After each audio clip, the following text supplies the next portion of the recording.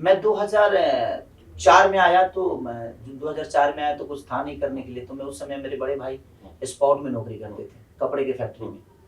तो कलाकारी से कुछ हो नहीं रहा था उस समय, क्योंकि अब हम लोग अखंड कीर्तन बहुत गाए। मैं हरे राम मुझे लगता है कि 500 गाया हूँ। और हम लोग पहुंचते कब थे? पूर्णावती के टाइम पे। पूर्णावती जब 24 घंटा बीतने वाला होता था तो 4 घंटा हम लोग पहले जाते थे, क्योंकि पूर्णावती में जो रहता था उसको भोजन भी मिलता था, पूरी उड़ी भी मिलते थे, खाना खाने तो खाना भी हो जाएगा भरपेट। अब पूरी कहाँ मिलता है सर, अब उस समय के लिए पूरी बहुत बड़ी चीज थी, तो हम पूरी खाने के लिए जाते थे। और जब गाते थे तो लोगों को लगता था कि क्या हो रहा है, एक अद्भुत गायकी थी। मैंने वो खंड कीर्तन का एक जो हम लोग रम जाते थे। हमारे यहाँ साथ एक कृष्णा बेदर्दी हमारे गांव के राइटर वो भी थे, हमारे पवन पांडे हैं वो भी मेरे राइटर हैं। आज मुझे लगता है कि आज 30 साल की एज में वो बचपन से हमारे साथ रहे, तो वो आज भी मेरे साथ है। तो सब लोग हम जाते थे और पूर्णावती में गाते थे तो 50-60 रुपए मिलता था। तो हम लोग को एक चीज होता था कि जितने बच्चे जाते थे ना सब पार्ले जी, उस समय 3 रुपए का पार्ले जी मिलता था, तो वो सर लगता था कि हाँ ये पार्ले जी में कुछ तो मिला है, हम लोगों ने कुछ तो कमाया। बचपन में इतनी छोटी छोटी जो चीजें होती थी ना, साइकिल मिलती थी तो शायद मर्सिडीज भी आज ले लो तो वो खुशी नहीं देगी जो आपको साइकिल, मतलब मुझे जब सेकंड हैंड साइकिल मिली थी तो मुझे मतलब इतनी खुशी हुई थी कि क्या मिल गया। हाँ, तो वही चीजें होती थी। तो मैं अखंड बहुत गाया हूँ और उसी से गाते गाते समझ लीजिए कि मेरे जीवन में गुरु मेरा कोई नहीं है। मेरा जीवन सिर्फ भगवान राम और कृष्ण की वजह से हुई, उसके बाद मैंने गुरु चुनी। मैं अखंड कीर्तन गाने लगा गाते गाते, फिर मैं 82 में गया, गाते गया, लेकिन फिर भी 500 में साटा होते थे हमारा, दुगोला का 1000 1100 बहुत हो गया। उसमें जो झाल बजाते हैं उनको भी देना है, जो ढोलक बजाते हैं, जो बैंजो बजाते हैं, जिस 3-4-5 लोग और जो होते थे उनको भी देना पड़ता था। तो सब मिला के आपको 200 से 300 रुपए बचते थे, बाकी बांटे जाते थे। तो दूध बेचते बेचते ये भी चल रहा है, वो भी चल रहा है, ये भी चल रहा है, पढ़ाई भी चल रही है, सब कुछ चलते चलते 2004 में मैं चला गया तो दिल्ली। 2004 में जब आप आए तो उस वक्त पढ़ाई छोड़ दी आपने? हाँ, उस समय पढ़ाई था लेकिन कम था। फिर लगा जी अब मम्मी पापा का दबाव, उस समय मुझे लगता है कि मैं 14 साल का हो गया था, तो मैं सीखने लगा, धागा कटिंग करने लगा, पापा 4 भैया के साथ खाना भी बनाता। हाँ, तो उसके बाद का था। अच्छा। ये प्रोसीजर उसके बाद का था। फिर मुझे लगा जी नहीं यार मैं ये करने के लिए नहीं आया। फिर मैं गया 2005 में, मैंने मैट्रिक की परीक्षा दी। परीक्षा देने के बाद उस समय भी आया, तो फिर पापा उस समय लिट्टी का दुकान कर चुके थे, तो 6 महीने में लिट्टी बेचा और स्ट्रगल करता गया। फिर कैसेट गाया 10,000 रुपये लगा, कैसेट भी फ्लॉप हो गया मेरा। तो पापा का एक अलग डांट होता था कि बता 10,000 रुपये उस समय बहुत कीमत होते थे। वो 10,000 पापा के ही पैसे थे। पापा माने नहीं, बोले कि तू फ्लॉप करा देगा कैसेट। हम इतना क्यों कमजोर समझते हैं, और सच में फ्लॉप हो गया वो। तो शादी से पहले मैंने एक कैसेट गाई लेकिन फ्लॉप हुआ। फिर पापा गुस्से में मेरी शादी तय कर, और मेरी शादी हो गई बहुत अच्छे में। शादी होने के बाद अब फिर एक जिम्मेदारी और बढ़ गया कि बीवी आ गई है और पूरी फैमिली का कि अब कमाओ, क्योंकि अब परिवार भी आ गया। तो फिर मैं वहां से गया दिल्ली और लिट्टी चोखा बेचने लगा 2006-2007। लगातार मैंने 2.5 साल, 6 महीने इधर और 2 साल उधर लगातार लिट्टी चोखा बेचते गए। आज भी मेरे हाथ में वो ठेला है, ये कभी इसको मैं कम नहीं होने दिया। मैं हमेशा ऐसे करते रहता हूँ, इसको हमेशा ऐसे खोजते रहता हूँ ताकि ये मुझे याद रहे कि मैंने जीवन में ये जो ठेला है ये हमेशा याद रखेगा मुझे मेरे जीवन क्या थी। फिर मैं महेश परदेसी एक हमारे राइटर हैं, वो एक छोटे भाई की तरह मुझे मोहब्बत दिए, बड़े प्यार दिए। उन्हीं के साथ रहता था, उनका कपड़ा भी धोता था शादी के बाद फिर उनका पैर भी दबाता था। तो आनंद मिलता था कि मैं कंपनी में और एक बड़े राइटर के साथ हूँ। दिल्ली में? हाँ, दिल्ली में। उस समय वो राधेश्याम रसिया के राइटर थे, तो एक बड़े स्टार के राइटर थे। तो मुझे भी लगता था यार मेरा भी कुछ भला हो जाएगा। उस कंपनी में समझ लीजिए कि एक नौकर के तौर पे था, लेकिन वो कभी मुझे नौकर नहीं समझे, वो हमेशा एक भाई की तरह मुझे मानते थे। तो मैं उनका हाथ बढ़ाता था कि खाना बनाना, झाड़ू पोछा करना, सब करना मैं करता था। फिर वहाँ एक कैसेट गाया सुलगन में शादी रचा ले, तो उसी मास्टर को कहीं और बेचा गया तो वो थोड़ा सा चला वो। उसके बावजूद फिर से स्ट्रगल मेरी शुरू हो गई कि वो भी पैसा मैं 26,000 रुपये लगा के ही गाया था। और कैसे अपना पैसा, वो भी पिताजी से। हाँ, वो भी पिताजी से। मात्र उसमें 5,000 की 10,000 रुपये लिया था, बाकी 15,000 में कार्यक्रम कर करके हाँ जोड़ा था मैं। और लिट्टी में से कुछ चुरा चुरा के पैसे 20 रुपए 25 रुपए, जैसे 100 रुपए 150 रुपए की बिक्री होती थी तो उसमें से 20 रुपए मार देता था मैं। तो ये सब जुगाड़ करके, फिर मेरे पास पैसे नहीं होते थे तो मैं उस समय होता क्या था कि सहारा क्या था कि 6 किलोमीटर आपको अब जाएंगे तो 3 रुपए लगेगा।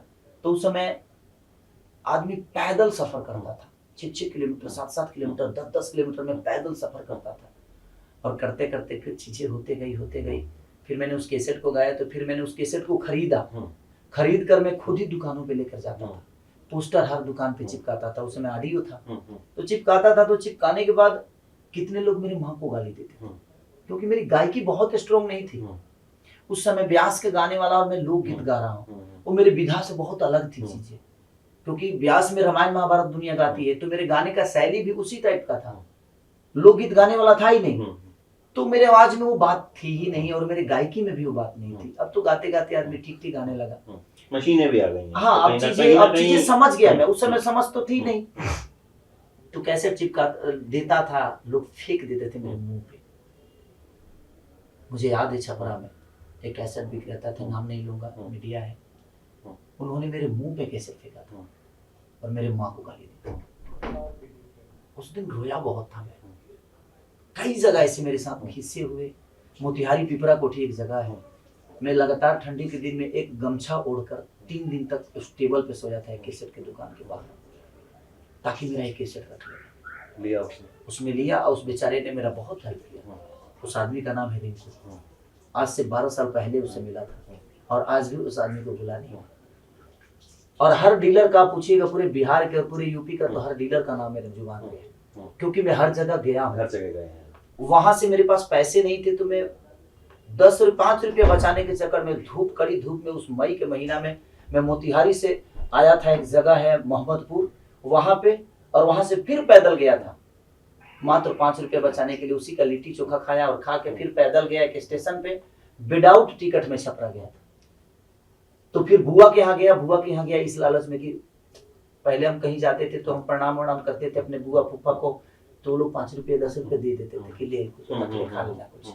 तो उस लालच में कि अगर 10 रुपये वहां मिल जाएगा तो वहां से जुगाड़ हो जाएगा, नहीं वहां से फिर मैं आ जाऊंगा भाई, आने का जुगाड़, अपने घर पे आ जाऊंगा। तो बुआ के यहाँ गया तो बुआ ने मुझे 10 रुपये दिया, तो वही मेरे लिए किराया डाला था और मैं वहां से छपरा से आया था। तो वो सारी प्रोसीजर मेरे जीवन में चलती रही। फिर मेरी बेटी हुई 2008 में। पूछूंगा, जिसने माँ की गाली दी थी वो बाद में मिला? हाँ। क्या बोला? तो वही मैं बता रहा हूँ आपको। अच्छा। तो जब मेरी बेटी हुई 2008 में, उसके बाद एक कैसेट गया मालवे टाइम में, और पता नहीं चला कि मैं कहाँ चला गया। उसके बाद वो खेसारी लुप्त हो गया। जो किसी के पास जाया करता था, किसी के पास गाली सुना करता था, और वही आदमी जिसने मेरी कैसेट फेंकी थी मेरे मुंह पे, वो आदमी बोला कि प्लीज बेटा मेरे दुकान पे कैसेट पहुंचवाओ, कहाँ मिलेगा तुम्हारा कैसेट? क्योंकि मैंने कंपनी से बोला था कि सर उसने ऐसा किया था, और कंपनी ने बोला कि उसको तो कैसेट ना। और हम लोगों ने एक डीलर पैदा किया वहां, इनकेस मैं नहीं, मेरे कंपनी मालिक कुमार रमेश जी ने एक डीलर उस जगह पे बनाया उन्होंने, और बनाकर और उसके दुकान पे ना देकर उस डीलर को हम लोगों ने खड़ा किया, और वो कैसेट रातों रात इतना बड़ा हिट हुआ। उसमें पहली बार मैं लड़की बन के नाचा था, और मैं लड़की बना था, और उन लोगों को इतना अच्छा लगा। जो देहाती डांस जो हमारे यहाँ लोग करते हैं, नाच में करते थे, तो हम लोगों ने देखा था वो सब चीजें, तो हमें आती थी, हमारी बॉडी में होती, और मैंने उसी को पर्दे पे उतारा और लोगों को चीजें नहीं लग गई। भोजपुरी में पहली बार कोई लड़की बना, ये चीज खत्म हो गई थी शायद भोजपुरी। हाँ, वो परंपरा ही खत्म हो गया। नाम था एक चीज, इस चीज का कुछ मैंने कहीं पढ़ा था, लेकिन शायद मैं भूल रहा हूँ अभी कौन सी कला है, शायद वो गुड़ऊ नाच होता था। गुड़ऊ नाच। तो गुड़ऊ नाच वो आप जो है उसको एक तरह से वापस लेके आए। हम वापस लेकर आए उसको कि ये लुप्त हो रही है, कम से कम इसको वापस लाए। पहले हमारे बिहार यूपी में लड़के ही लड़की बन के नाचते थे, लड़कियां नहीं नाचती। जी। अब लड़कियां नाचते हैं। लौंडा नाच मुझे अभी हाँ, लौंडा नाच। उनके लिए कोई स्टेज नहीं बनता था, बस जमीन को जोत दीजिए और उसी पे दरी बिछा दीजिए, उसी पे उनका शुरू हो जाता था। तो हम लोग देखे बहुत थे, और मैंने उसी को रिवर्स किया अपने कैसेट में, और उन लोगों को पसंद आ गया। उसका नाम क्या था कैसेट? मालभेटाई मेला में। तो उस समय बहुत एज कम थी मेरी, उस समय 20 साल का हो गया था। तब तक बदल लिया था आपका असली खेसारी नाम? मेरा नाम उसी समय से था जब मैं तो 82 में। शत्रुघ्न जो कहते हैं, तो शत्रुघ्न मेरा पेपर का नाम है आज के डेट में। अच्छा पेपर में आपका नाम पेपर में मैं शत्रुघ्न साइन शत्रुघ्न से ही करता हूँ, अभी भी? क्योंकि सारी चीजें मेरी शत्रुघ्न पे ही है। तो और बचपन से ही नाम बचपन खेसारी से, है? क्योंकि मैं बोलता बहुत था, हम्म। कुछ भी बोलता था, हम्म। क्योंकि बच्चा था, मुझे पता ही नहीं कि इसका मतलब क्या है, बोल दिया मतलब, आप लोग समझो वो वाली चीजें थी। तो एक रमाशंकर यादव है जो कि जिनके यहाँ पहली बार मैं रहा था, तो पहली बार रहा था तो उन्हीं के ठेकैता थे हमारे बैजनाथ चाचा, उन्होंने मेरा नाम खेसारी रखा था। मैं इतना बोलता था। खेसारी का मतलब क्या? ज्यादा खेसारी बोलने का वाला? मतलब, हाँ नहीं, खेसारी का मतलब ये होता है कि ये खेसारी अनाज है, हम्म। खेसारी की दाल होती है, हम्म। वो खाइएगा तो आपको पचेगा नहीं। हम्म। और खेसारी ऐसा अनाज है कि आप कहीं भी उसको छीट दीजिए, कहीं भी डाल दीजिए, वो फरेगा। ऐसा नहीं कि उसको खाद की जरूरत है, उसको पानी की, कुछ चीज की उसको जरूरत नहीं है, वो कहीं फेंक दीजिए, वो अपना बराबर काम करके जाएगा। गेहूं में ये डालिए तब वो पैदा होता है, लेकिन वो पैदा हो जाएगा, उसको कहीं बोने की जरूरत नहीं है, ऐसे छीट दीजिए, वो अपने आप पैदावार हो जाएगा। वो तो मैं बोलता बहुत था, कुछ भी बोलता था, उसी में उन्होंने मेरा नाम खेसारी रखा।